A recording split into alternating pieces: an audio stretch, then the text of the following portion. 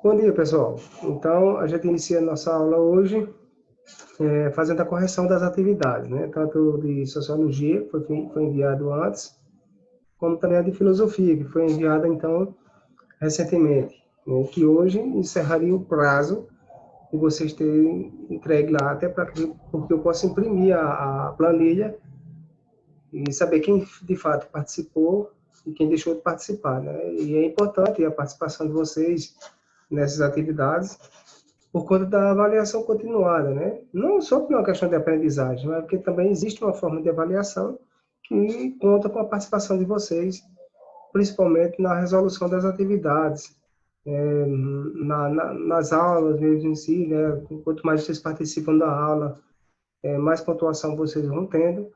Então, é importante que vocês não deixem de participar de toda e qualquer atividade e da própria aula, né? Então eu trouxe aqui a primeira prova, a primeira atividade a ser corrigida vai ser sociologia, né, que a gente falou sobre as questões culturais, a diversidade cultural no Brasil.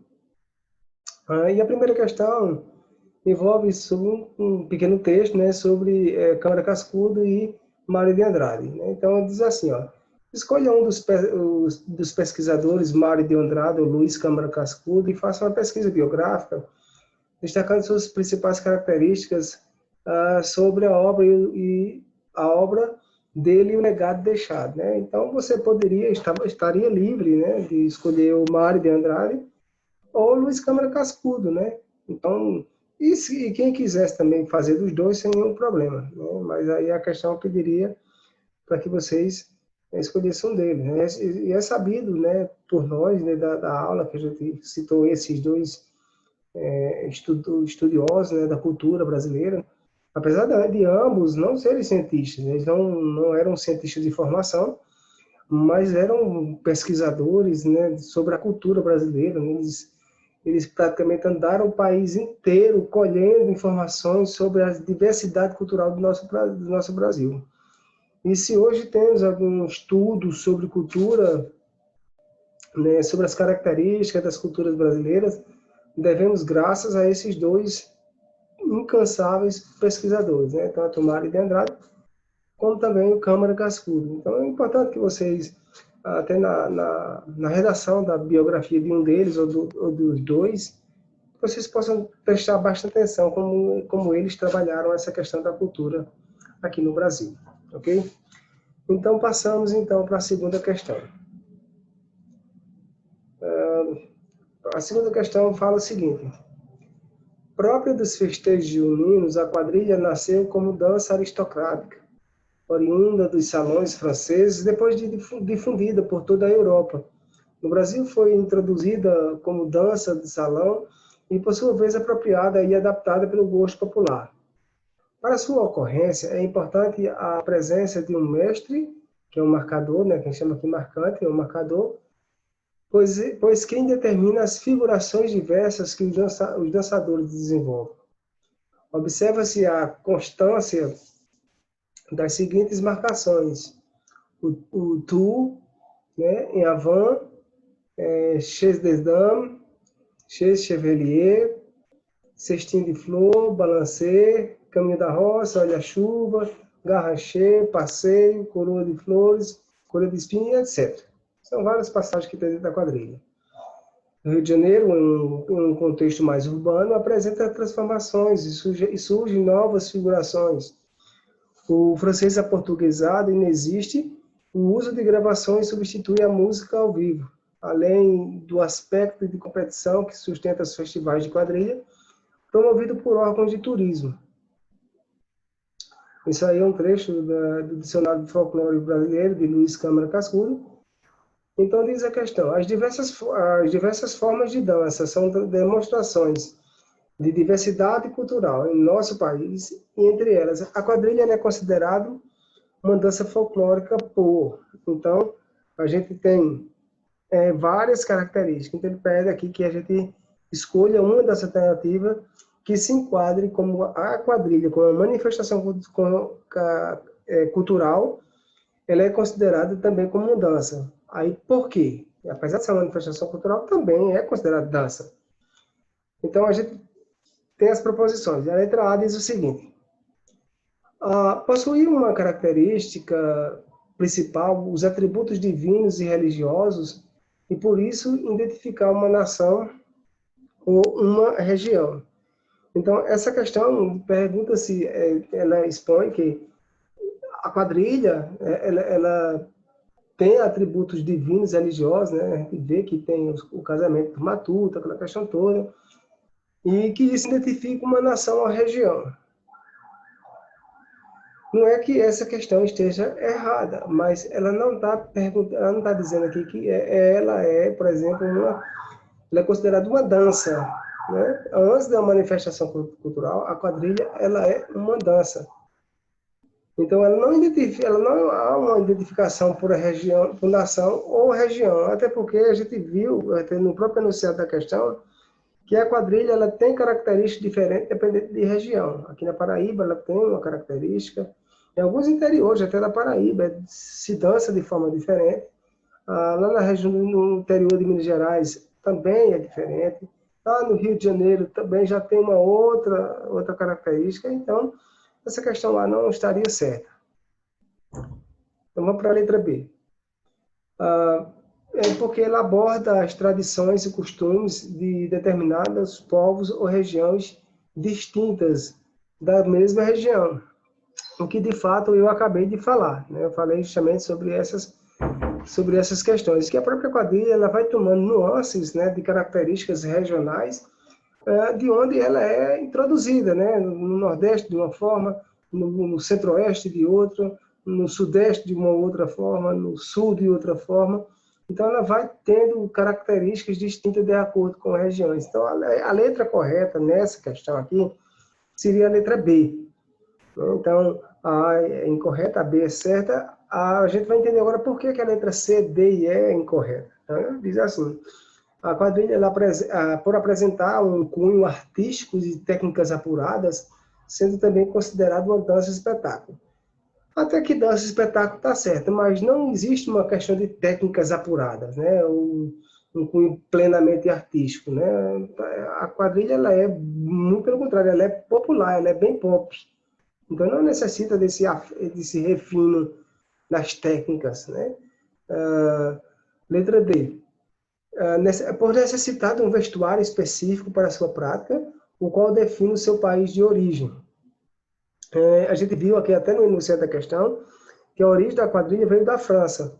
Porém, o vestuário ela vai de acordo com a região. Aqui no Nordeste, né, até os homens se vestem de matuto, a moça de matuta, e isso não vem da França, isso vem da própria região. Por exemplo, lá tanto no sul, sudeste, aquela região centro-oeste, eles vestem muito xadrez, aquela questão toda. Mas isso vai depender de cada região e não do país, no caso da França. A letra E. Por acontecer em salões e festas, isso é influenciado por gêneros musicais.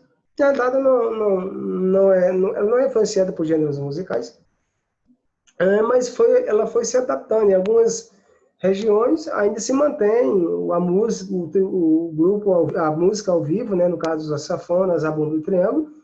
Em algumas outras ocasiões já existem músicas que já são gravadas, né, que já são tocadas lá sem ser ao vivo.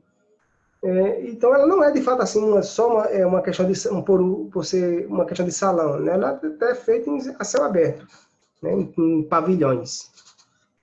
Então a gente termina essa questão, a letra B sendo a correta. Passamos, então, para a terceira questão. Diz assim: não quero que minha casa seja cercada por muros por todos os lados, nem que minhas janelas sejam tapadas.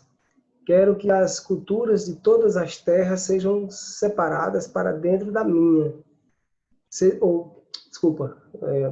Quero que as culturas de todas as terras sejam sopradas para dentro da minha casa, o mais livremente possível, mas recuso-me a ser desapossado da minha por qualquer outra. É um trecho sobre o relatório de desenvolvimento humano, né, de Mahatma Gandhi. Considerando as ideias propostas no texto, ele diz o seguinte, a letra A. Esse texto, ele afirma que a globalização ela aumentou de modo sem precedente os contatos e a união entre os povos e seus valores, reforçando o respeito às diferenças socioculturais. Na realidade, não, né? Ele não está querendo falar sobre isso, né? Essa questão da globalização, o processo cultural dentro de uma lógica da globalização, ela tem uma relação de divisão, ou seja, não de divisão, desculpa, de unificação de culturas, né? É claro que, dependendo dos povos, existe um processo de aculturação. Há uma tendência dentro da globalização em que uma cultura se sobrepõe sobre a outra, né? Então, a gente vai ter, por exemplo, a cultura norte-americana, a cultura europeia, se sobrepõem a algumas culturas regionais. Então, não há uma questão, por exemplo, sobre essa união entre povos e valores. Na realidade, mesmo que a globalização pressupõe essa união, mas existe uma separação entre as culturas de países europeus e, no caso, também do norte-americano, das culturas, por exemplo, africanas, da brasileira e assim sucessivamente. Então, essa questão não estaria certa. A letra B diz o seguinte, esse texto ele critica a intolerância com relação às outras culturas, gerando, assim, conflitos comuns nesse século. Na verdade, é muito pelo contrário. O que ele tenta falar no texto é que ele diz assim, que há uma tolerância, que ele diz assim, um trecho do texto aí, que as outras culturas soprem para dentro da casa dele, mas que ele não abriria mão da própria cultura, mas que ele teria nenhum problema de receber outras culturas. Então, não é uma tolerância, muito pelo contrário, seria uma tolerância e respeito sobre culturas diferentes. A letra C indica um reconhecimento à diversidade cultural, além das necessidades e afirmação de identidade, seja ela étnica, seja ela cultural ou seja ela religiosa, e que, de fato, o texto mostrou isso. Aqui eu citei anteriormente que ele faz uma análise de culturas, mas que ele diz assim, olha, não há uma linguagem mais popular, ele diz assim, olha, não há nenhum problema de receber outras culturas. Pode vir. Agora, assim, eu não vou abrir mão da minha, mas eu aceito outras culturas sem nenhum problema. Então, há um reconhecimento dessa diversidade cultural mundial, mas também que, ao mesmo tempo, existe uma identidade. Ele não quer abandonar a própria cultura dele, porque ele entende como uma identidade da sua própria cultura. Então, essa seria a questão certa, a letra C. Partimos, então, para a letra D. Por que essa letra D seria errada? Ele diz assim, ele nega a existência da exclusão social e ressalta a homogeneização mundial, superação e eliminação de fronteiras cultural. Então, pessoal, ele está dizendo aqui que não existe a exclusão social, e muito pelo contrário, ele afirma justamente o contrário. Ele diz que, como esse trecho aqui, por exemplo, ele diz assim, ó, me recuso a ser desapontado por minha ou por qualquer outra. Então, existe sim uma questão de exclusão cultural, e eu acabei de falar logo no início da questão que as culturas europeias, a cultura norte-americana, as culturas nórdicas, né, nos países nórdicos, eles, até porque se acham superiores, talvez por uma questão de tradição, ou por causa daquela visão europocêntrica, né, que tudo que parte deles é melhor do que as culturas, por exemplo, africana. Ou seja, muitas vezes a cultura africana, a cultura brasileira, ela é vista com desdém. Ou seja, essa questão do relativismo cultural não está muito presente. E quando se fala, por exemplo, de Brasil lá fora, da Europa, em outros países, eles só acham que o Brasil tem como cultura o carnaval. É tanto que eles dizem assim, país do carnaval e país do futebol. Então, estigmatizou o Brasil como um país de carnaval. E o carnaval não é o carnaval, a festa em si, mas é um carnaval que ostenta o nu, né, o corpo, né, praticamente a nudez das mulheres, aquela questão toda. Então, é uma visão até mais que pejorativo, culturalmente falando, em relação às outras culturas europeias, por exemplo. Então, não há uma coesão, mas existe sim uma exclusão cultural, até por uma cultura se achar superior à outra. Então, por essa razão, essa questão D está errada. Então, a questão 4 agora, diz assim, o folclore é retrato da cultura de um povo, né? A dança popular e folclórica é uma forma de apresentar a cultura regional, pois retrata seus valores, crenças, trabalhos. Conhecê-la é de alguma forma se apropriar dela, enriquecer a própria cultura. É um trecho do livro de Bregolato, Cultura Corporal da Dança. A questão diz o seguinte: as manifestações folclóricas perpetuam uma tradição cultural, é obra de um povo que a cria, recria e perpetua. Sob essa abordagem, deixa-se de identificar como uma dança folclórica brasileira. Então, o que ele pede nessa questão? Diz assim, que olha, essas manifestações culturais folclóricas se perpetuam culturalmente, né, dentro do povo que cria, recria, se perpetua tradicionalmente. Essa abordagem deixa de se identificar como dança folclórica brasileira. Qual dessas manifestações ele diz que se deixa de se identificar como dança? Por exemplo, o Bumbo Meu Boi, que é uma dança teatral, onde personagens contam a história envolvendo crítica social, morte e ressurreição. Então, essa questão aqui que ele diz que é uma dança e não uma manifestação cultural. Então, essa questão não estaria certa, porque, de fato, o Bumba Meu Boi é uma manifestação cultural e é uma dança, e não é relacionado a uma dança, mas é como se fosse uma questão cultural teatralizada, né? Que simboliza todo um processo daquela região lá do Pará. Então, essa questão estaria errada. A quadrilha das festas juninas, que associam os festejos religiosos, celebrações e origens pagãs, envolvendo colheita e fogueira.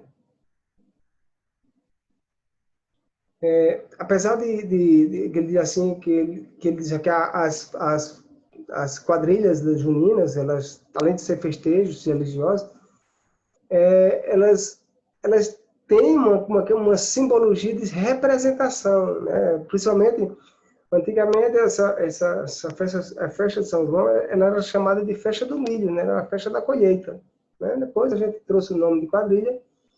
Então, ela responde essa questão, porque ele diz assim, ó, sobre uma abordagem, né? Sobre essa questão da manifestação cultural. Deixa-se de identificar como dança folclórica brasileira. E tanto o Bumba Meu Boi como a própria quadrilha são danças. Né? Elas são danças e são brasileiras. Né? São genuinamente brasileiras, são danças endêmicas. Né? Apesar, por exemplo, da quadrilha, ela ter uma origem francesa, mas ela é hoje genuinamente brasileira. É uma manifestação cultural, uma dança brasileira, uma dança folclórica brasileira. Assim como o próprio Bumba Meu Boi, assim como uma quadrilha. A letra C.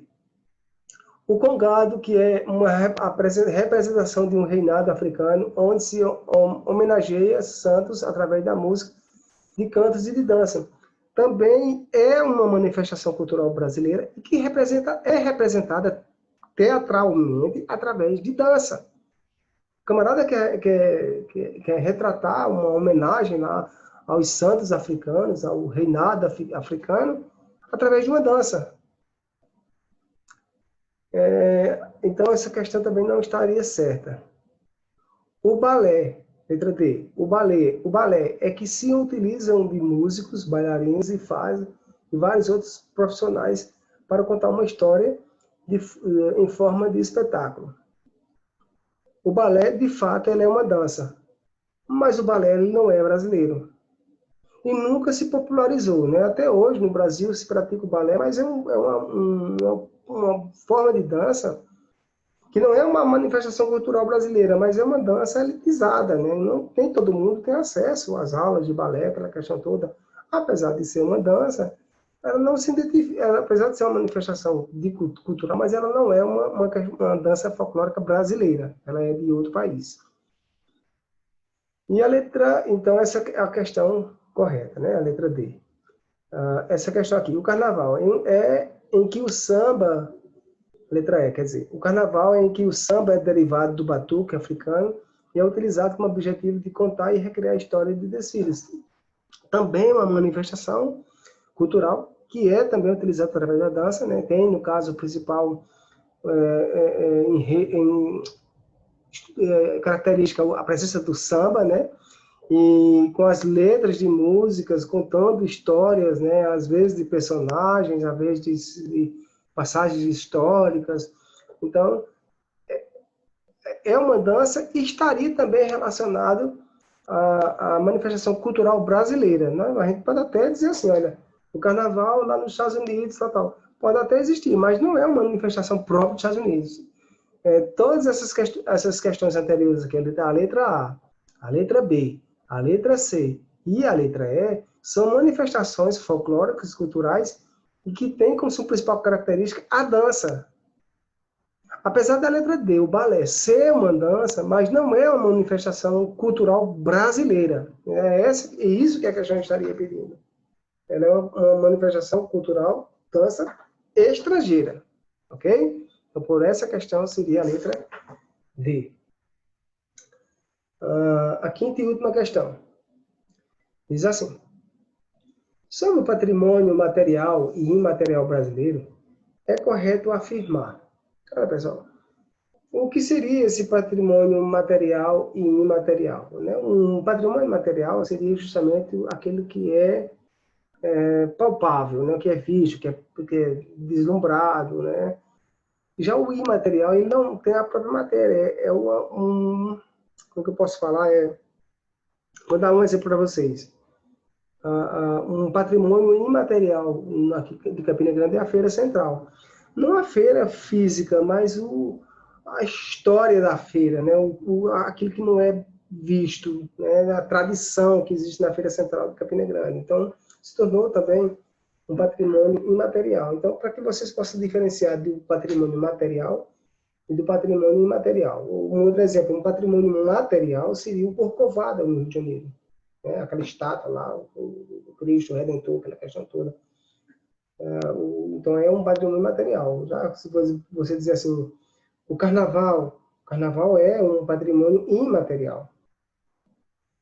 Então, vamos lá para as questões. Né? Então, diz assim, sobre o patrimônio material e imaterial no Brasil, é correto afirmar. Vamos começar aqui pela letra E. Os bens materiais têm que apresentar uma prática cultural regular, tal como ocorre. Por exemplo, como os círios de Nossa Senhora de Nazaré, lá no Belém, Pará, como um complexo cultural do Bumba Meu Boi e do Maranhão e como a roda de capoeira. Ou seja, esses espetáculos culturais aqui no Brasil, que foi citado aqui nessa questão, diz assim que pode se apresentar uma prática regular, tal como ocorre. Por exemplo, e como se fosse um complexo. Na verdade, não é um complexo de cultura relacionado um com o outro, são diferentes, né? Então, cada um tem suas características próprias, né? Não é um complexo, não estão interligados um com o outro. Por exemplo, essa questão dos Círios de Nazaré é ligada à religião católica, né? Uma festa, um festejo ligado à questão religiosa. O Bumba Meu Boi é uma questão de folclore, conta história, né? Teatralizada através de uma dança. E a questão da capoeira também, assim, além de ser uma dança, também é de origem africana. Então, não estaria relacionada com o patrimônio brasileiro.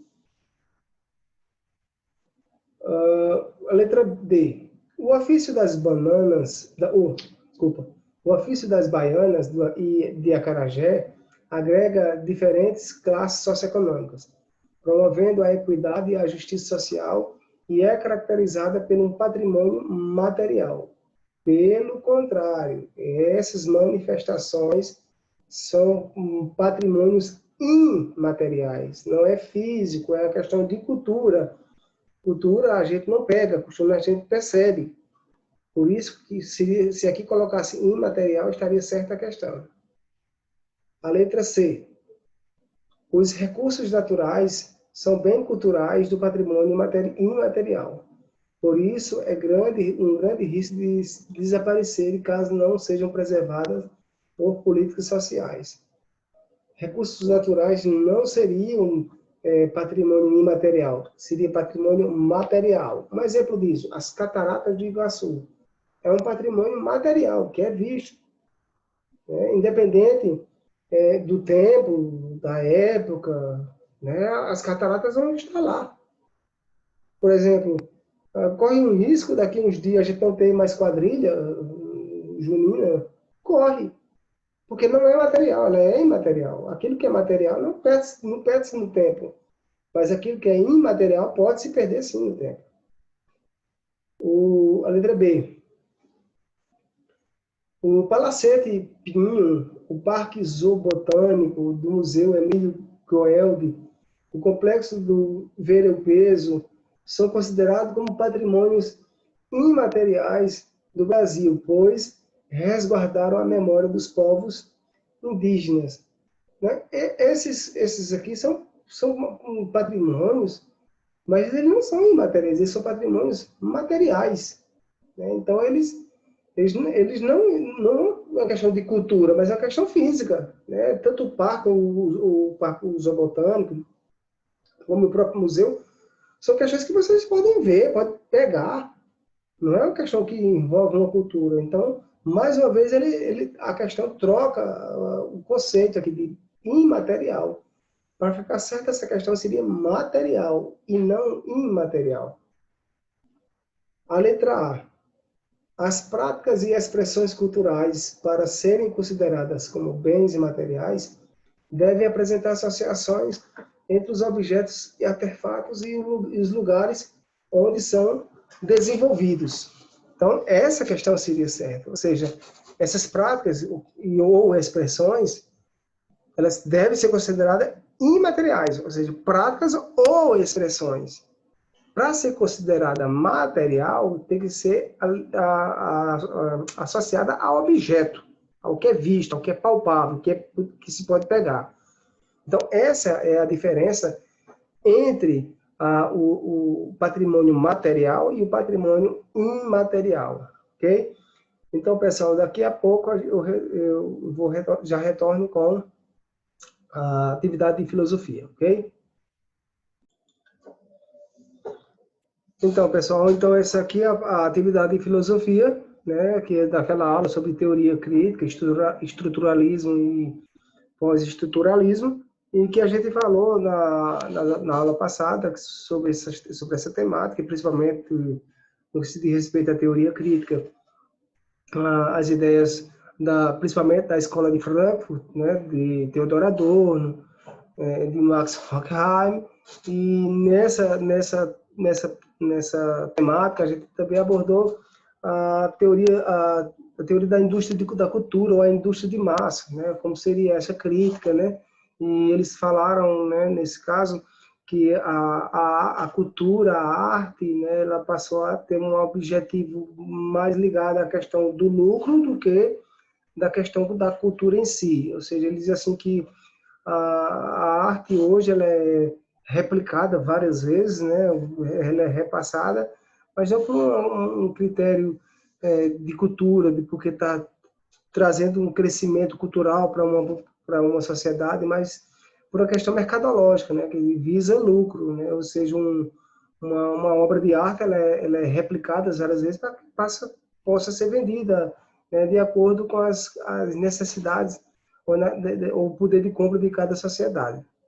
Então, a crítica que eles fizeram sobre essa questão da cultura de massa, sobre a indústria de massa, que era justamente isso, que a cultura não estaria hoje preocupada, né, com ao conhecimento, ao crescimento do cidadão, como culturalmente falando, mas preocupada sim, em vender a obra. Né? Então, vários autores falam sobre isso. E um deles, que a gente até comentou na aula, foi Walter Benjamin, né? Que também faz parte da segunda ou terceira geração da Escola de Frankfurt, e que Walter Benjamin dizia lá que uma obra de arte ela pode ser replicada com perfeição, né? Você replica lá um quadro da Mona Lisa, por exemplo, sem nenhuma diferença da original. Mas aquele quadro, ele não vai ter a aura, né? Que ele falava de aura sobre uma do aqui e o agora do autor do quadro. Né? Então, isso deixa aquele quadro como se fosse uma coisa única, apesar de ter vários tipos de réplicas dela, mas o original é o que é o valorizado, porque tem a questão que, segundo Walter Benjamin, envolve a aura da obra. Então, os críticos, a teoria crítica, né, Adorno e Horkheimer, ele diz assim, olha, que os artistas de hoje em dia não estão sequer preocupados com a aura ou com a questão cultural, de ser uma cultura boa, não seja, eles estão preocupados em vender. Né? Ou seja, o cidadão vai gravar um filme ou gravar um disco, a primeira coisa que a gravadora ou a produtora do filme vai dizer é o seguinte, olha, vai ter, vai ter público, vai ter quem compre, porque não adianta ser boa cultura se não tem venda. Então, essas questões envolvem a relação entre a teoria cultural, a teoria crítica envolvendo essa questão da indústria de massa, a cultura de massa, o que a gente tem visto hoje, né, e que os críticos eles acabavam dizendo que a gente passa a ser consumidores do que eles produzem, né, em larga escala. Então, até em um determinado momento, a Escola de Frankfurt leva, por exemplo, uma analogia, uma comparação entre o que é produzido hoje culturalmente com o que é produzido, por exemplo, na indústria de carro, né, uma produção em série. Né? Então, eles não estão preocupados sobre a questão cultural, eles estão preocupados em produzir mais e que o consumo aconteça nessa mesma proporção para que gere bastante lucro. Já na questão da temática do estruturalismo, a gente trouxe essa questão do estruturalismo e fala sobre essa questão, por exemplo, que estaria ligado à linguagem, à questão cultural, né? Ou seja, o pai do estruturalismo é um suíço, um cara chamado Ferdinand Saussure, e ele vai dizer o seguinte, que o estruturalismo estaria relacionado entre o objetivo específico e o objetivo geral. Né? Eu vou trazer para vocês um exemplo claro disso. Por exemplo, para que a gente possa compreender o trânsito, né, é necessário que a gente entenda as regras do trânsito. Né? Ou seja, aqueles guardas lá que, às vezes, quando falta energia, né, e não tem a luz dos semáforos, quem controla o trânsito é o guarda através de um apito. Né? Ele dá aquela sucessão de apito, 2 apitos seguidos, 3, um esticado. Então, toda aquela simbologia através do apito tem um significado. Então, tem um contexto. Então, o geral seria o objetivo do trânsito e o específico seria os apitos do guarda, ou, por exemplo, o próprio semáforo. A luz vermelha é para parar, a amarela é para ter atenção e a verde é para seguir. Então, seria essa a questão, uma específica e uma outra questão ligada a um objetivo geral. E ele vai dizer mais sobre essa questão estruturalista. Eu estou apenas fazendo uma analogia com o trânsito, mas ele leva isso para a questão da cultura do próprio indivíduo. Ele vai dizer que nossa cultura ela é relacionada com isso também, com o que é geral e com o que é específico. Ou seja, a gente pode ter uma língua em comum aqui no Brasil, mas ter flexões regionais. O que se fala, por exemplo, numa região, talvez não se compreenda em uma outra região. Então, essa é a lógica do estruturalismo. Então, eu posso dizer em uma região uma expressão ou uma frase que é facilmente entendido por eles, né?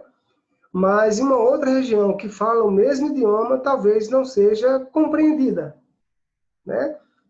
Eu posso até dar um exemplo, por exemplo, a gente pode dizer Portugal e Brasil, eles falam o mesmo português. Mas, por exemplo, em Portugal, a palavra bicha quer dizer fila aqui no Brasil.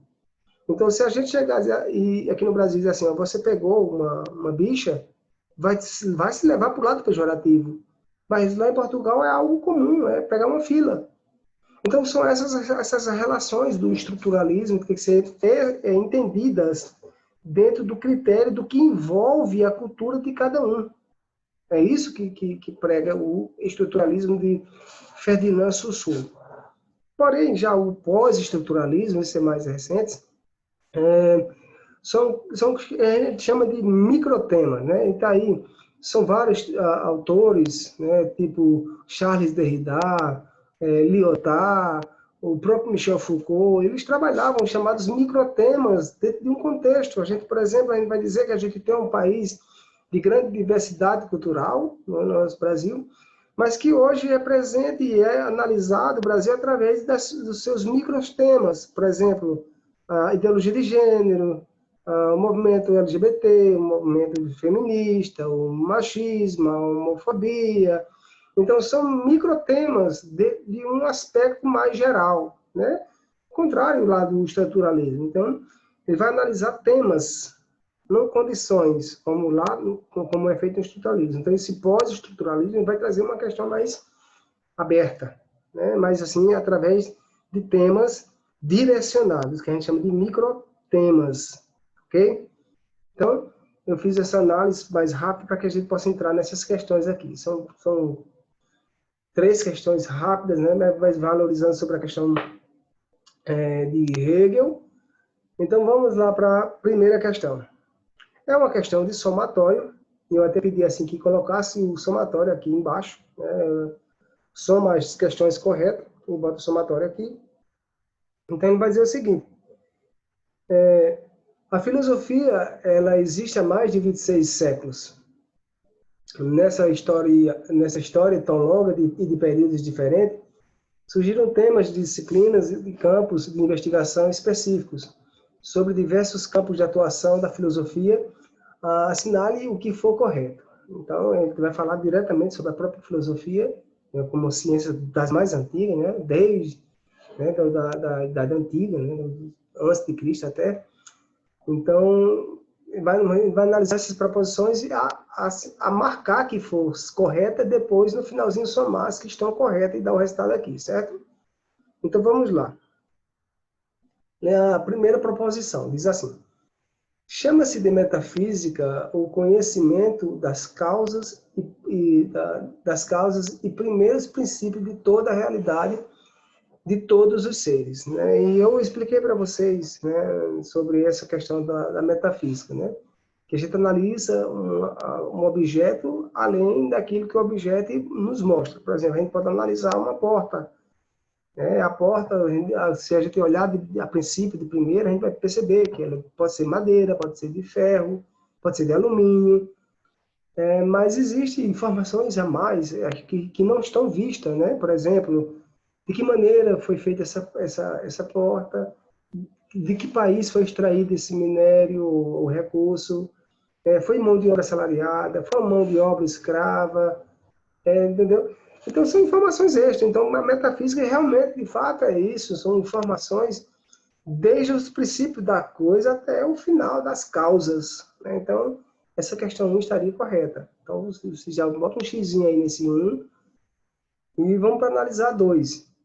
A epistemologia, que quer dizer do grego episteme, ou ciência, tudo que a gente possa saber, a gente chama de epistemologia, estuda as relações de poder existente entre as esferas públicas e privadas.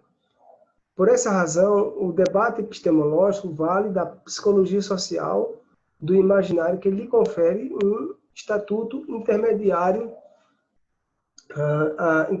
entre a ciência e a filosofia. Na realidade, ele não mostra bem essa questão, né? A epistemologia, o conhecimento, o saber, ele vem, e aí a gente fala novamente sobre aquela questão de Platão e Aristóteles, né?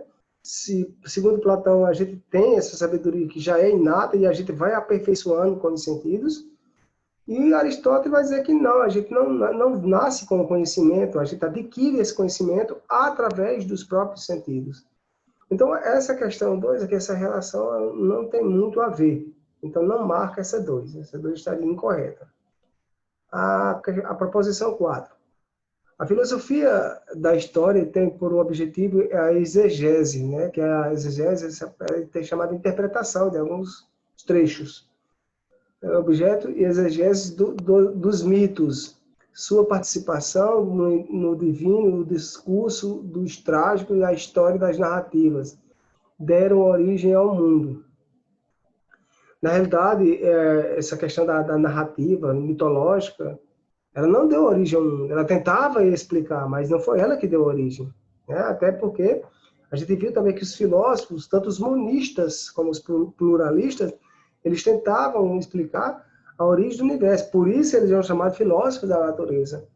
Mas os mitos eram uma tentativa de explicar de como o mundo funcionava. Entendeu? Então, essa questão 4 estaria errada também. Então, chama-se de filosofia analítica a corrente filosófica que interessa pelas regras e modos de funcionamento da linguagem. Seu início é atribuído a Ludwig Wittgenstein. Né?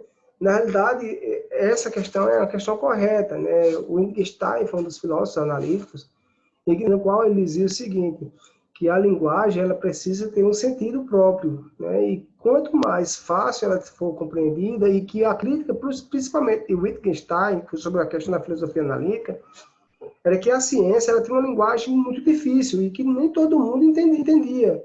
Então, o Wittgenstein dizia que a relação entre a linguagem e a sua interpretação e a sua receptação ela é de fundamental importância.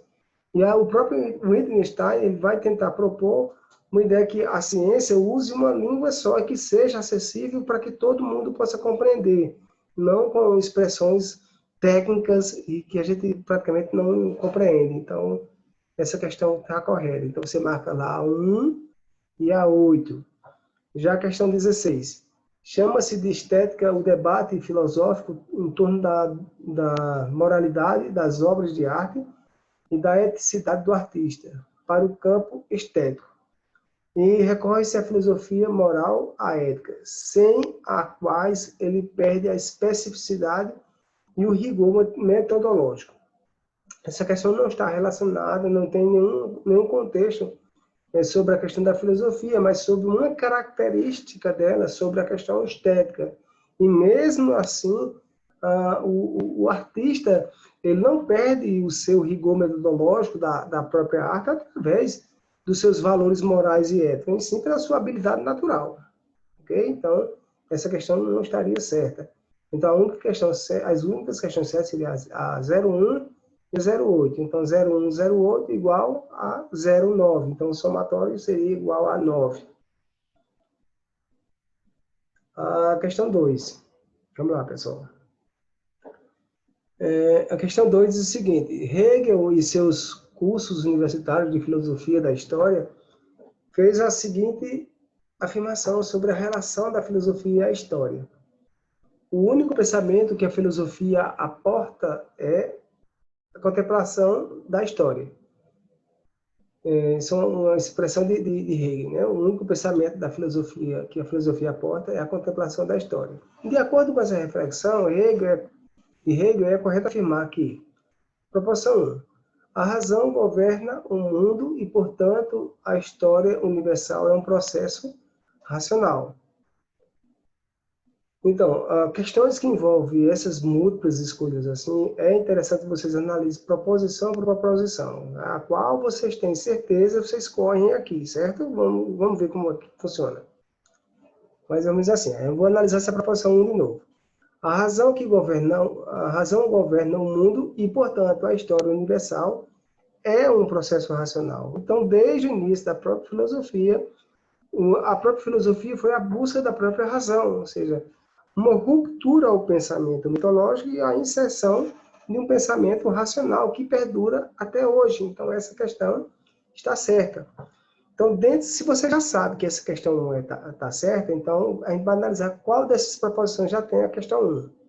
Tem essa letra B e tem essa letra D. Então, de cara, a gente já sabe que a resposta correta ou é B ou é D. Como é que a gente vai entender a diferença? Na proposição seguinte, ó, se a 2 for certa, então já sabe que é a letra B que é a certa. Vamos analisar. Questão 2. A ação dos homens obedece à vontade divina que pré-estabelece o curso da história. Ou seja, a ação dos homens obedece à vontade divina? É essa a questão da própria história? Logicamente que não. A questão anterior já responderia isso. Hoje, a ação do homem ela obedece a uma questão racional. Então, essa questão 2 essa questão B estaria fora, então só sobraria a letra D, né, que tem a 1 e a 3 como correta. Vamos ver a 3. No processo histórico, o pensar está subordinado ao real existente. E é justamente a base do pensamento racional. O processo histórico todo o pensar, ele tem uma lógica. A gente viu isso com Descartes, a gente viu isso com John Locke, a gente viu isso com Immanuel Kant, e todo pensar tem uma base racional. Ok? Essa é a questão 4, aqui só para analisar. A ideia ou a razão se originam da força material da produção e reprodução da história. Assinala deixa eu repetir de novo. A ideia ou a razão se originam da forma material da produção e reprodução da história. Ou seja, a ideia ou a razão não se origina da questão material ou produção e reprodução. A ideia e a razão ela se baseia através de uma verdade, né? De uma verdade que eles acreditam, né? E eles vão provar racionalmente ou cientificamente que aquilo ali de fato é verdadeiro. Então, passamos para... Então, seria a letra D, a questão correta. A proposição 1 e a 3 estão corretas. A última questão, a terceira. Segundo Hegel, na história universal, só se pode falar dos povos que formam um Estado. É preciso saber que tal Estado é a realização da liberdade. Isto é, da finalidade absoluta, e que ele existe por si mesmo. Além disso, deve saber que todo o valor que o homem possui, toda a realidade espiritual, ele só tem mediante o Estado. Ou seja, o próprio rei tentava falar aqui sobre a realidade da liberdade do povo através do Estado. Né? Então, ele diz assim, a obrigação do Estado é prover a liberdade das pessoas, né? A liberdade absoluta. Então, a interpretação do trecho citado acima, a gente analisar, é a seguinte lógica. O Estado é realidade espiritual, que ao mesmo tempo é a garantia dos valores humanos, sendo a liberdade e a realização suprema da existência humana, pois ela é a síntese da vontade universal e da vontade subjetiva. Então, na visão de Hegel, realmente isso, o Estado era com uma conotação espiritual, né? Que ele era o garantidor dos valores humanos, de direitos de liberdade e da própria existência humana, mas seria também uma síntese da vontade universal com uma vontade subjetiva da vivência humana. Então, essa seria a questão correta. Entendendo por que a letra B não está certa, não está dentro desse contexto. O Estado resulta da ação abstrata produzida por uma força divina absoluta, superior às vontades humanas que ela se submete. E a gente já percebeu na história que muitas vezes os valores humanos se sobrepuseram sobre o Estado. Né? A gente teve vários tipos de revoluções em que os valores humanos políticos se sobrepuseram sobre o poder e o valor do Estado. Então, por essa questão, a letra B está errada. O Estado é a limitação da liberdade. Aqui a gente podia até parar, porque a gente já percebeu que ele disse aqui que o Estado é que provém a liberdade, e não limita.